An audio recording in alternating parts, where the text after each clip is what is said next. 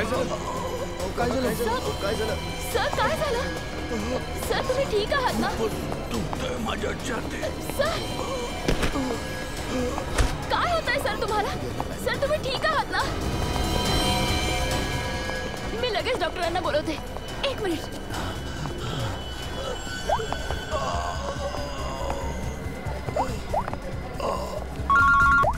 हा कुणाल बोल. पुन्हा लंचला येतोय का? कुणाल कुणाल काय झालं? असं का? एसीपी. हॅलो कुणाल काय झालं? एका मर्डरचा रिपोर्ट लिहून घे. मर्डर? कोणाचा मर्डर कुणाल? आणि कुठे झाला? कुणाल नीट बोल. कुणाचा मर्डर? माझा. काय?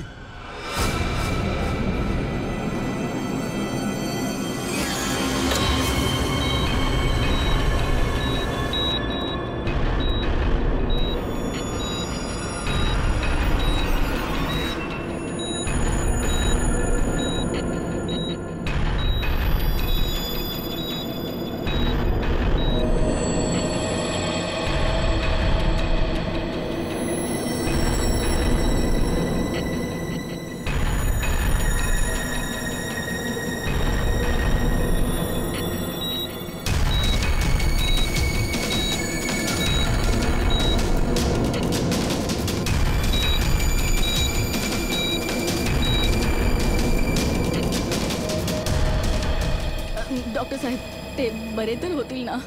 छातीवर खूप प्रेशर आल्याने हार्टवर फारच जास्त प्रेशर आलंय. ब्रेनला नीट ब्लड पोहोचत नाहीये. I am sorry to say पण patient is in serious coma. Savita. Doctor साहेब पण ते शुद्धीवर तर येतील ना? ऍक्च्युली सविता सगळं ठीक होईल. हा डॉक्टर साहेब. Excuse me. डॉक्टर साहेब काय वाटतं तुम्हाला? सॉरी पण पेशंट कोमात आहे. ते वाचतील ना? कठीण आहे. फारच कठीण आहे. या परिस्थितीत 2-4 दिवस किंवा 2-4 तास कुणालचं कोमातून बाहेर येणं मला खूप अवघड वाटतंय. Excuse me. काय म्हणाले डॉक्टर साहेब? सविता डॉक्टर पूर्ण प्रयत्न करताय. हे बघ खरं सांगायचं तर कुणालची परिस्थिती तितकी बरी नाहीये पण तरीही बरा होईल तो. माझी चूक आहे सगळी. मी कुणालची काळजी घेतली नाही. तुझी काहीही चूक नाहीये यात. अगं आज कुणाल एवढ्या वर्षांपासून क्राईम जर्नलिस्ट म्हणून काम करतोय. त्याला तर या सगळ्या गोष्टींची सवय आहे. मी कित्येक वर्षांपासून ओळखतोय त्याला. हा तो नेहमी हसत आनंदी असतो. आता गेल्या आठवड्यातच माझ्या घरी आला होता.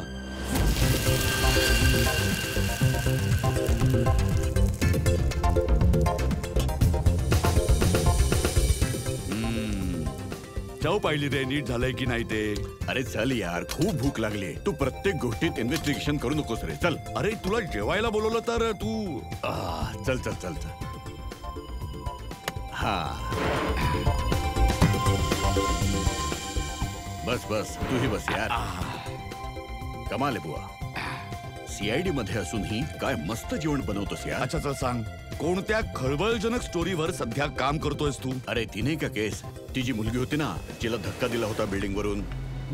ओ 1 आठवडा थांब जरा. तुला तुझा गुन्हेगार सापडेल आणि मला माझी स्टोरी पण. शाबास. असं वाटतंय कुठेतरी खूप मोठा हात मारलायस तू. हा अरे गुरु बऱ्याच वर्षांनी अशी केस हाती लागलीये. अच्छा. अरे सांग ना मग. सांगेन सांगेन नक्की सांगेन. नाही नाही नाही नाही नाही हे टेन्शनमुळे झालेलंच नाहीये. टेन्शनमुळे नाही झालंय हे. हे काहीतरी वेगळंच प्रकरण आहे. वेगळंच प्रकरण आहे हे. तुम्हाला काय माहितीये कुणालजी कोणत्या स्टोरीवर काम करत होते? ते कामाबद्दल कधीच घरात बोलायचे नाहीत. पण हो ते हल्ली फार अस्वस्थ असायचे. तुम्ही कोणाशी त्यांना फोनवर बोलताना ऐकलंय किंवा असंच कधी बोलताना काही ऐकलंय का तुम्ही? मी त्यांना कोणाशी तरी फोनवर बोलताना ऐकलं होतं. म्हणत होते की दिमागने अस्वस्थ केलंय. दिमागने हे सगळं केलंय. आणि आता त्यांच्या मेंदूचा रक्तपुरवठा थांबला. यात काही कनेक्शन तर नाहीये ना? नाही पूर्वी यात काही कनेक्शन नाहीये. मेंदूचं काहीच कनेक्शन नाहीये. हे प्रकरण काहीतरी वेगळंच आहे. मला माहितीये याचं उत्तर कुठे सापडेल ते.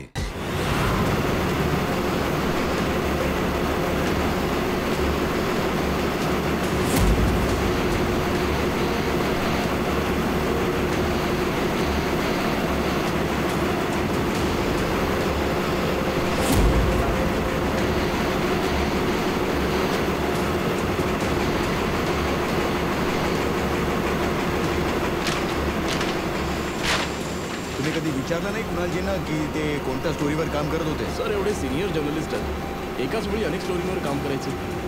मी तर त्यांना म्हणायचो की जी स्टोरी आवडेल ती पाठवून द्या, कारण मला माहिती आहे सर की कुणाल सर लहान सहान स्टोरीजवर कामच नाही करायचं आणि जेव्हा आणतात तेव्हा अगदी मोठी स्टोरी आणतात, सेन्सेशनल स्टोरी. सर कुणालचं केबिन कुठे आहे? हे काय इथेच आहे, या ना. दया,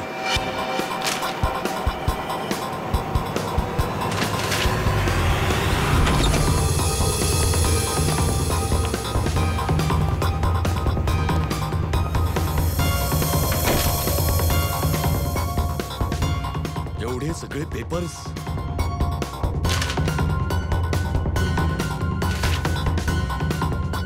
दया, कुणाल म्हणत होता की 8 वर्षांपूर्वीच्या एका केस संबंधी त्याला खळबळजनक माहिती मिळाली आहे. यार मला तर संशय येतोय की याच 6 वर्षांपूर्वीच्या स्टोरीमुळे त्याला. सर असं असेल तर आपल्याला नक्कीच इथे काही ना काही धागेदोरे सापडतील. हो, सगळं शोधूया. चल शोधा.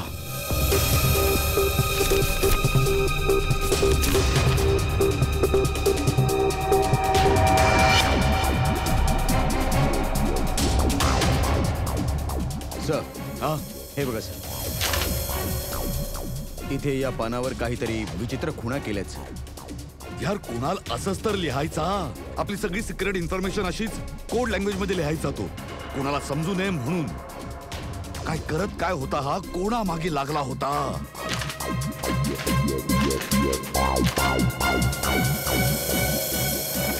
या डायरीमध्ये हे वेगळं मार्क करून ठेवलं आहे आणि ही 2016ची डायरी आहे सर. दया, ही सगळी माहिती त्या 8 वर्षांपूर्वीच्या केस बद्दलच आहे. पंकज, या सगळ्याच्या सगळ्या वस्तू एकत्र कर, फिल्म बिल्म सगळं, आणि घेऊन चल ब्युरो मध्ये. काय करत काय होता हा.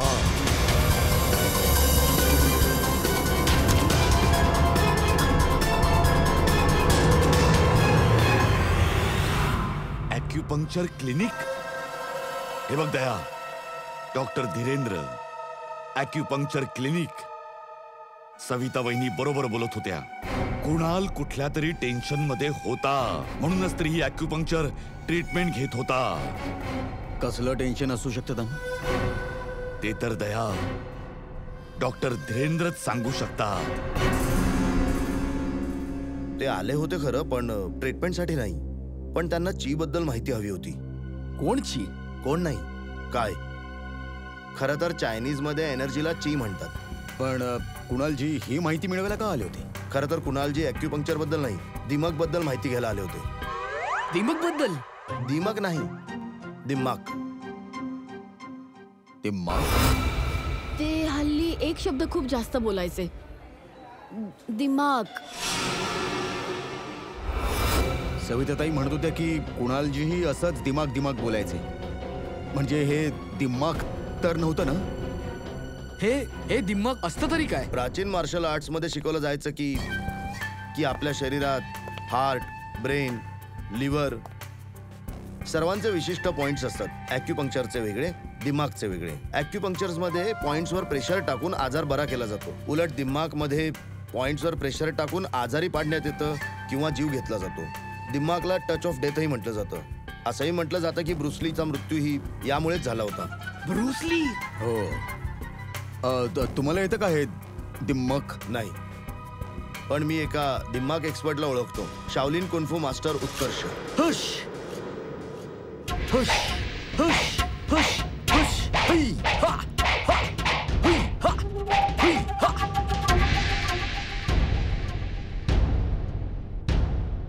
हुश है है है ही एक्सक्यूज मी.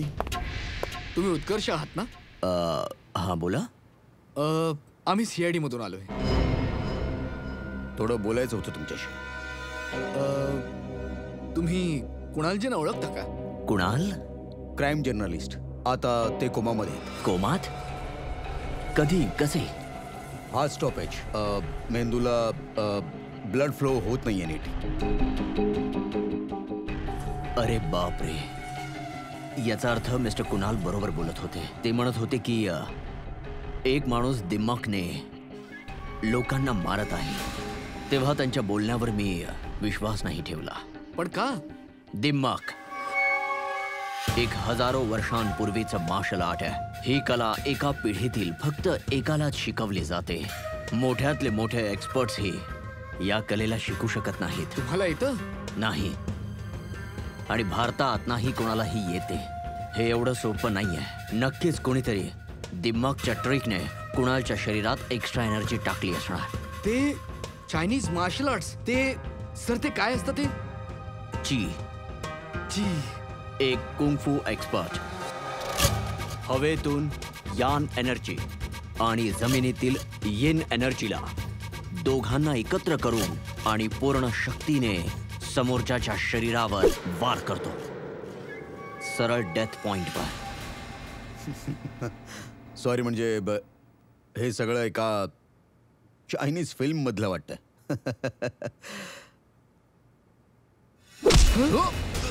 काय केलं तुम्ही? काय केलं? काय केलं? काय झालं? याला म्हणतात ब्रूसली मूव्ह. अरे अहो यांना लवकर बरं करा. हे काय केलं तुम्ही? रिलॅक्स. 1-2 मिनिटातच हे नॉर्मल होतील. तुमची मूठ बंद करा.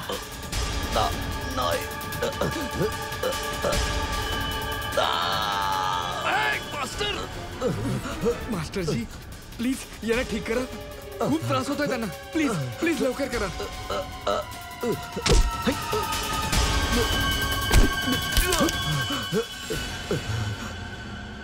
माफ करा सर. मी तर फक्त तुम्हाला दाखवत होतो की हे किती धोकादायक आहे. अच्छा हा दिमाग इफेक्ट काढतात कसा? म्हणजे पुन्हा नॉर्मल कसं होतं? योग्य वेळी योग्य ठिकाणी प्रेस करून त्यांच्या शरीरातील सगळी एक्स्ट्रा एनर्जी काढावी लागेल. मग तो ठीक होईल. नाहीतर वाचणं कठीण आहे.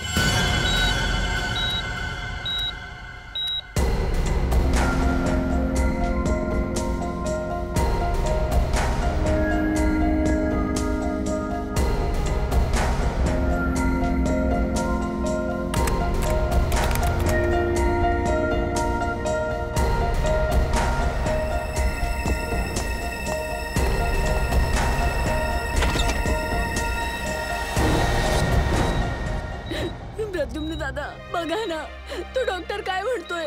म्हणतोय की कुणाल कधी शुद्धीवर येणार नाही. तुम्ही काहीतरी करा ना. असं कसं बोलू शकतो तो? सविता शांत हो. बस बस बस बस. हे बघ सगळं सुरळीत होईल. हा सगळं सुरळीत होईल. मी आता डॉक्टर साहेबांशी बोलतो. अरे डॉक्टर साहेब काय काहीतरी करा ना. काहीच करू शकत नाही का तुम्ही? ACP साहेब आम्हाला जे शक्य होतं ते सगळं आम्ही केलंय. ते जाण्याच्या मार्गावर आहेत. जास्तीत जास्त 24 तास. I am sorry. अहो डॉक्टर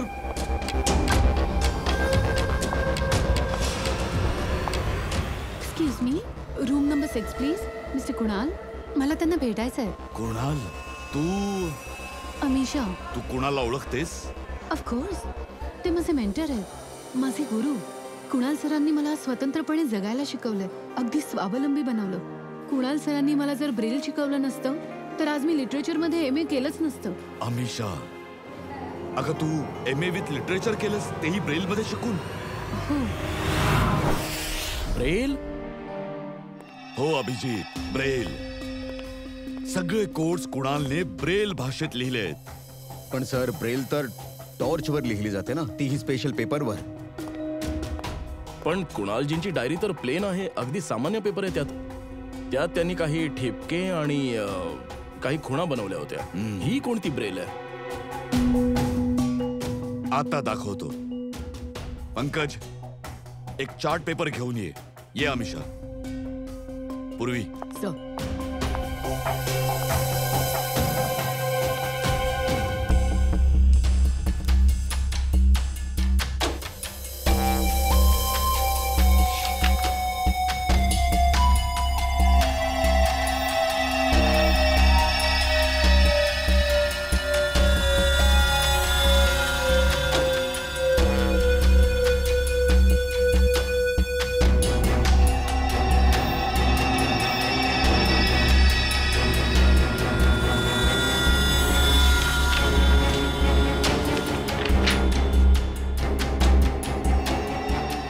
ही तर खरंच ब्रेल आहे. आता अमिषा सांगेल यात काय लिहिलंय ते. अमिषा वाच, हे काय लिहिलंय. R. R.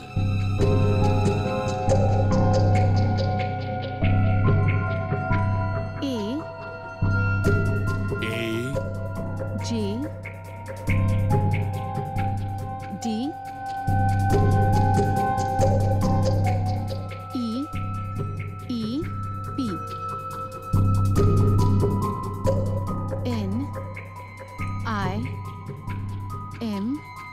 E. E. T. R. A. N. A. पुढे वी. वी. राजदीप, निमित, प्रणव. वा सर, कुणालजी तर अगदी जिनियस आहेत. ते तर आहेतच. हे तिघे कोण असू शकतात ज्यांचं नाव कुणालजींनी एवढं सिक्रेटली डायरेक्ट लिहिलं होतं? अभिजित, माहित नाही का असं का वाटतंय की मी ही तिन्ही नावं राजदीप, निमित आणि प्रणव कुठे ना कुठेतरी ऐकली आहेत, पण कुठे? पंकज, एक काम कर, क्रिमिनल रेकॉर्ड चेक कर, बघ ही तिन्ही नावं त्यात येत आहेत का. सर, हा, मी माझं काम केलं. प्लीज मला हॉस्पिटलमध्ये सोडाल. मला कुणाल सरांना भेटायचंय. हो. आणि अमिषा, आम्हा सर्वांतर्फे थँक्यू व्हेरी मच. जर तू नसतीस तर हे कोडवर्ड आम्हाला डिकोड करता आले नसते. थँक्यू. पूर्वी अमिषाला घेऊन जा हॉस्पिटलमध्ये, सांभाळून घेऊन जा. हा, आणि कुणालशी नक्की भेट घडव. थँक्यू अमिषा. स्टिक देती ही घे.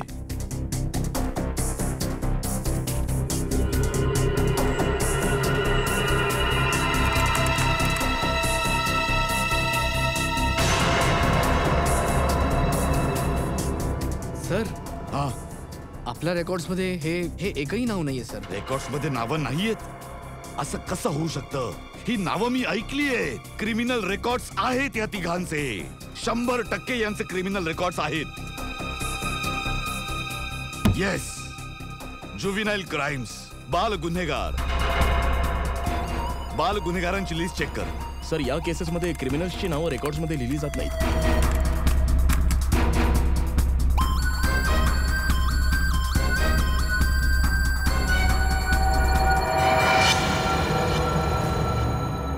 सर, सर सापडली सर.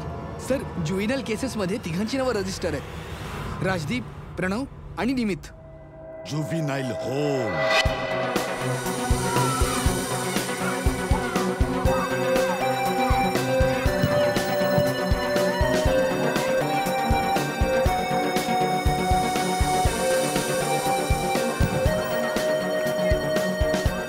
हे राजदीप, निमित आणि प्रणव, ही 3 मुलं तुम्हाला आठवतात? हो सर, 8 वर्षांपूर्वी त्यांना इथे आणलं होतं. एका मुलीसंबंधी काहीतरी झालं होतं. काहीतरी मोठी केस होती सर. काय केस काय होती? काही आठवतंय तुम्हाला? केस काय होती? सर, ही केस 7-8 वर्षांपूर्वीची आहे आणि मला इथे येऊन फक्त 2च वर्ष झालेत. माझ्या आधीचा इन्चार्ज त्या केसेस पाहत होता. ते इन्चार्ज कुठे आहेत? काय माहितीये तुम्हाला? सर, त्याची तर ट्रान्सफर झाली. अच्छा, असो. पण या 3 मुलांबद्दल कोणीतरी काही बोललं असेल ना, काहीतरी ऐकलं असेल ना तुम्ही? हा? या तिघांबरोबर एक मुलगी होती सर. काहीतरी झालं होतं तिला. मग 6 महिने ते सगळे इथे होते आणि बहुतेक 2016-17 मध्ये ते लोक इथून सुटले. अजून काही आठवते तुम्हाला? या तिघांशिवाय सर आणखी एक मुलगा होता, ईशान. ती मुलं त्याच्याबरोबर होती. काहीतरी घडलं होतं सर. काय काय घडलं होतं? सर काही आठवत नाही. अच्छा, नाव काय होतं त्या मुलीचं? नाव आठवत नाही सर, पण ती मुलगी त्या केसमध्ये मेन होती. अभिजित, या केस मध्ये ती मुलगीच मेन होती. अरे हा कुणालाही याच हॉस्पिटलमध्ये आहे ना? हा, पण तू इथे का आला?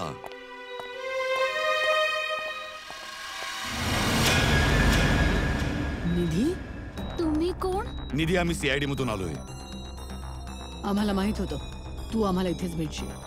हो, जेव्हा मुंबईत येते इथे नक्की येते, कारण आज ईशान नसताना तर माझं आयुष्य वेगळंच असतं. ईशान तुझा मित्र आहे की नातेवाईक आहे? नाही, नातेवाईक नाहीये, पण हो, आमच्यात एक नातं नक्कीच होतं. फक्त 5 मिनिटांचंच. पण त्या 5 मिनिटात ईशानने माझ्यावर एवढे मोठे उपकार केलेत की मी आयुष्यभर परतफेड नाही करू शकत. एक गोष्ट सांग, तुला आठवतायत राजदीप, निमित आणि प्रणव? अगदीच आठवतात. मी त्या तिघांना कधीच विसरू शकत नाही. एक्झॅक्टली काय घडलं होतं सांगू शकतेस तू? 8 वर्षांपूर्वीची गोष्ट आहे. मी कॉलेजला जात होते आणि आय वॉज लेट.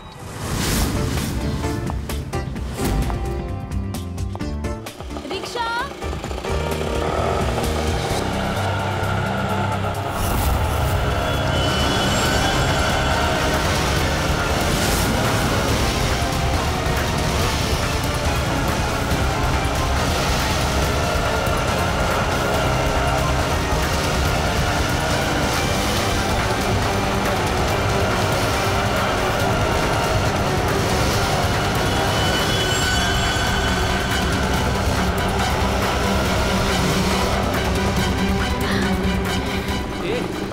चल ये बाहेर, चल ये.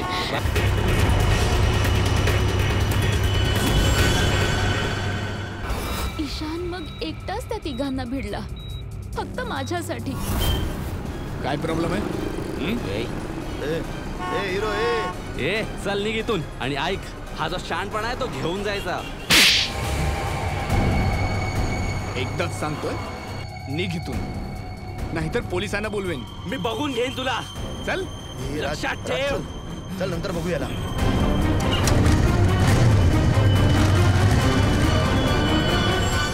हे, are you okay? Yeah, I am fine. By the way, मी ईशान आहे. I am Nidhi. Thank you. It's thank okay. You so much.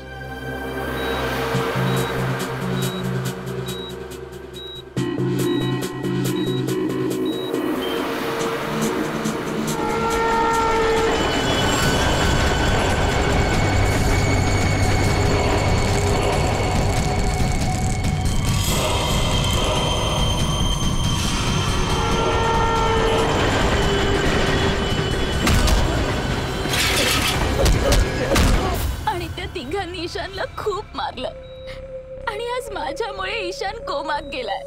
माझ्यामुळे आज एवढी मोठी शिक्षा मिळाली याला. आणि त्या तिघांचं काय झालं? काहीच नाही. पण ते तिघही तुरुंगात होते ना, शिक्षा झाली होती त्यांना. हो, पण फक्त काही महिन्यांसाठी. त्यानंतर ते पुढच्या शिक्षणासाठी परदेशी गेले. अच्छा, ते तिघं आता कुठे असतील? काही माहितीये का तुला? परदेशी गेल्यानंतर त्या तिघांचा काहीच पत्ता नाही. ईशानला तुझ्याशिवाय आणखी कुणी येतं भेटायला? हो, ईशानचे वडील नेहमी येतात, पण काही दिवसांपासून ते आलेच नाहीत. त्यांच्याशिवाय तर अजून कोणी येत नाही. कुठे राहतो हा ईशान? ऍड्रेस आहे का तुझ्याकडे? हो आहे. पूर्वी, फ्रेडी सर.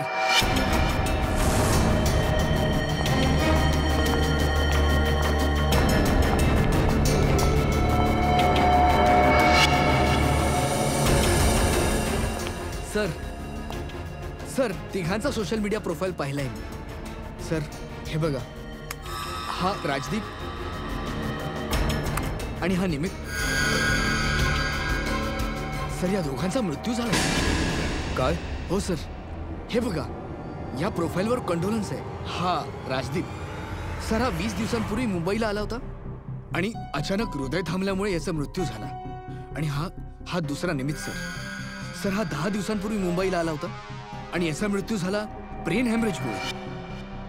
आणि त्यानंतर काही दिवसांनी कुणालजींवर हल्ला झाला. हा काही योगायोग वाटत नाहीये.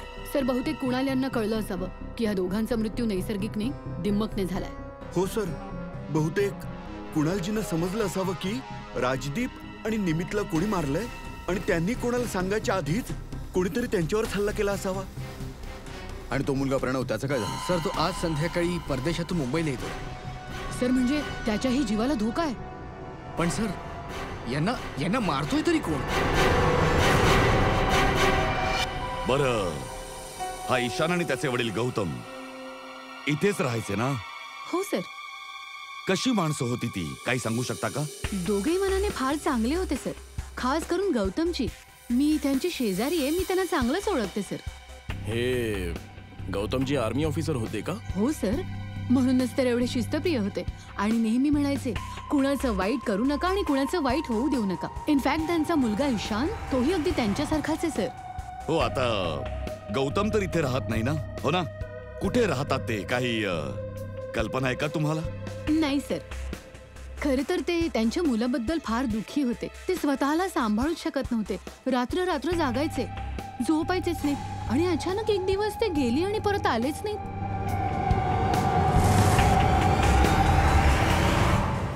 कुंग-फू कोर्स चीन? सर काय? सर हा गौतम तर कुंग-फू मास्टर आहे.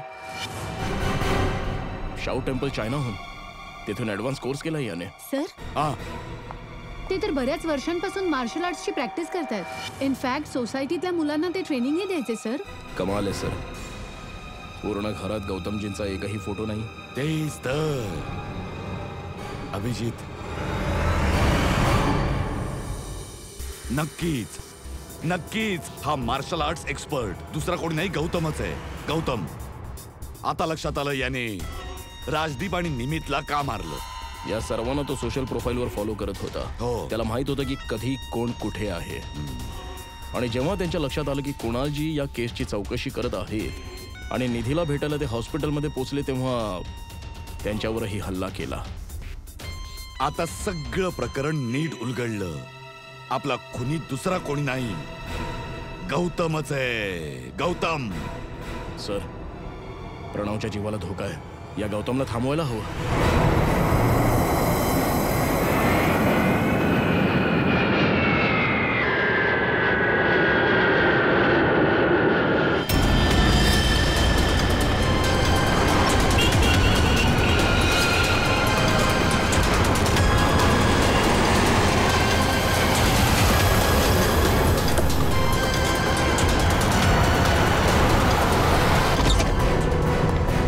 अहो, मी कधीपासून विचारतोय तुम्ही आहात कोण आणि मला इथे का आणलंय?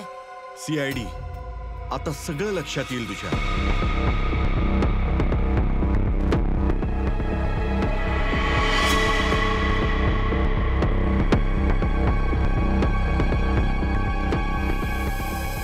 हे बघ प्रणव, कोणत्याही परिस्थितीत आम्हाला गौतमला पकडायचंय. त्यामुळे आम्ही जे सांगतोय तू तसंच करायचंय. तुला काही होणार नाही. 24 तास CID ऑफिसर्स तुझ्या जवळपास असतील, तुझ्या प्रोटेक्शनसाठी. समजलं?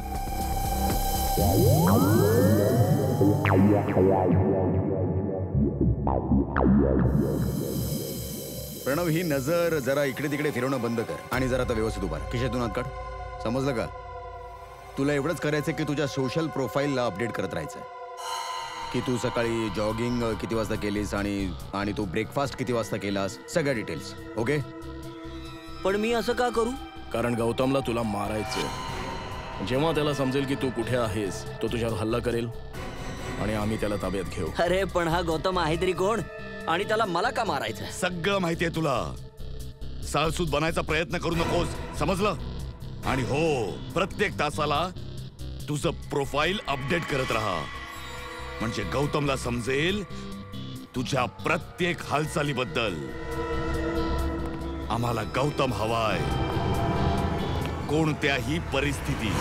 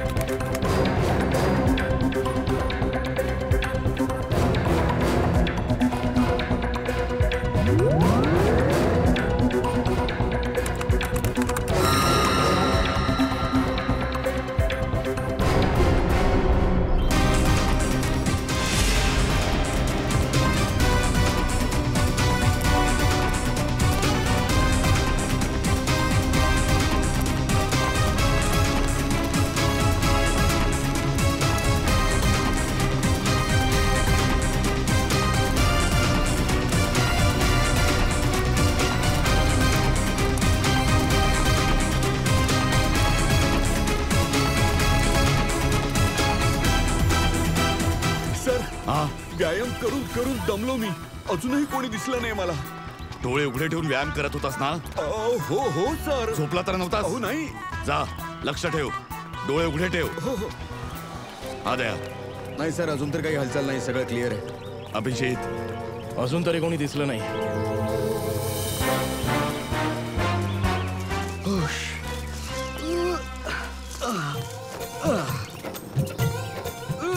अरे काय चाललंय?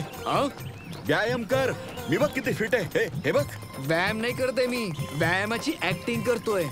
अरे ऍक्टिंग सोबतच व्यायामही करत जा, समजलं का? 2 कामं एकत्र नाही होणार माझ्याने. एक काम सांगा. अरे पैलवानानो, कामावर लक्ष द्या. मी इथून जातो, नाहीतर माझी वाट लावाल तुम्ही.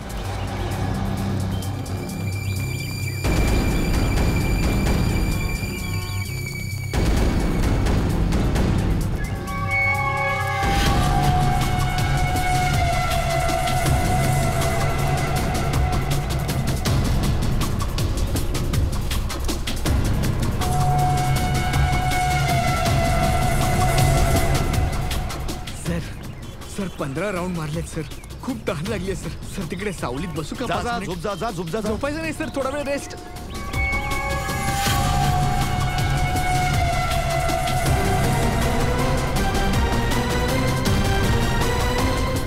दया, पुरीवाला. Yes sir.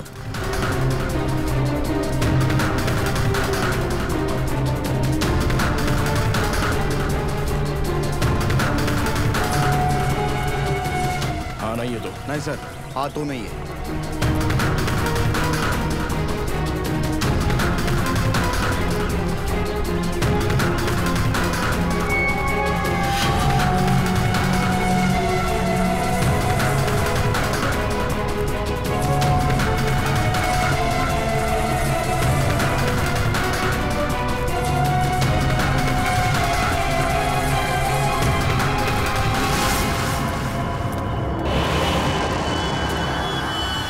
गौतम, दया, गौतम. काय गौतम, तुला काय वाटलं आम्ही तुला ओळखणार नाही? कोण गौतम? सोडा मला. माझं नाव तर शशी आहे. ए, बडबड बंद कर. तू जर गौतम नाहीस तर हे जॅकेट तुझ्याकडे कसं आलं? ते तर एका माणसाने दिलं मला, कारण मला थंडी वाजत होती. फ्रेडी, पकड याला.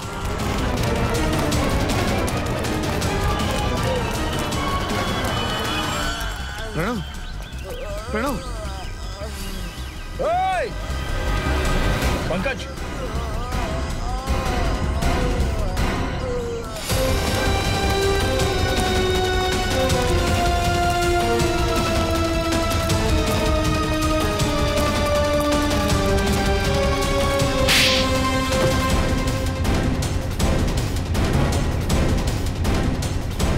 सर, गौतम.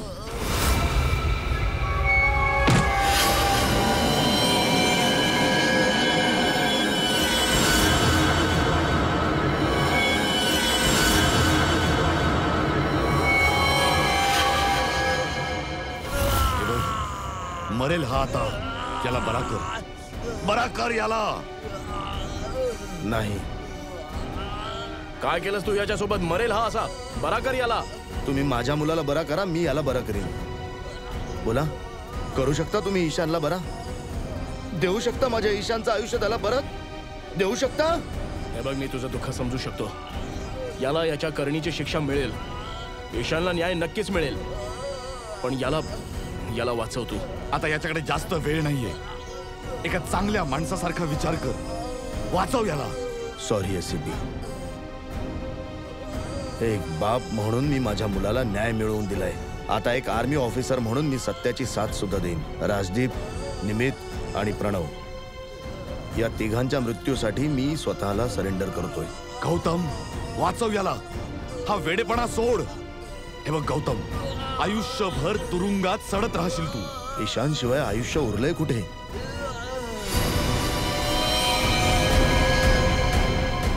प्रणव,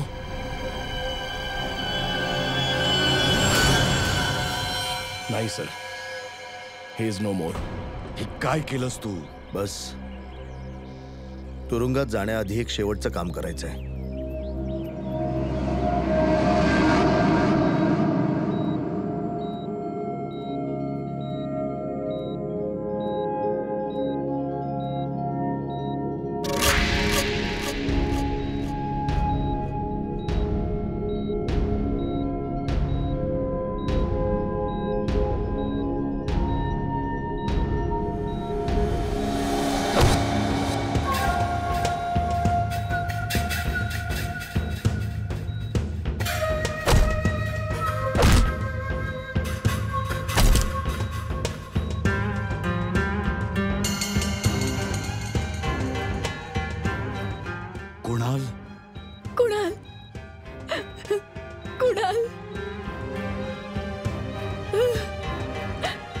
शुद्धीवर आले कुणाल.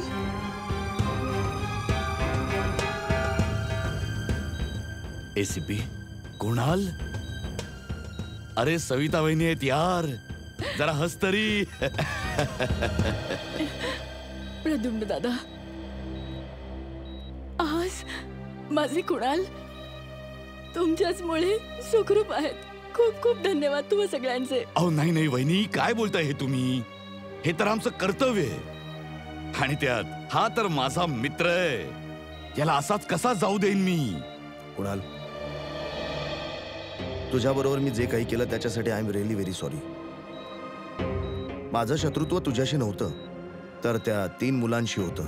पण मला भीती वाटली की तुझ्यामुळे माझा प्लान फिसकटेल, म्हणून मी तुझ्यासोबत असं केलं. I am really very sorry. शत्रुत्व कोणाशीही असो गौतम, पण कोणाचा जीव घेण्याचा तुला काही अधिकार नाही. अरे फार मोठी चूक केली आहेस तू. 3 मुलांचा जीव घेतलास. आता केलेल्या कर्माची फळही भोगावी लागतील तुला. शक्य तेवढी कठोर शिक्षा होईल तुला.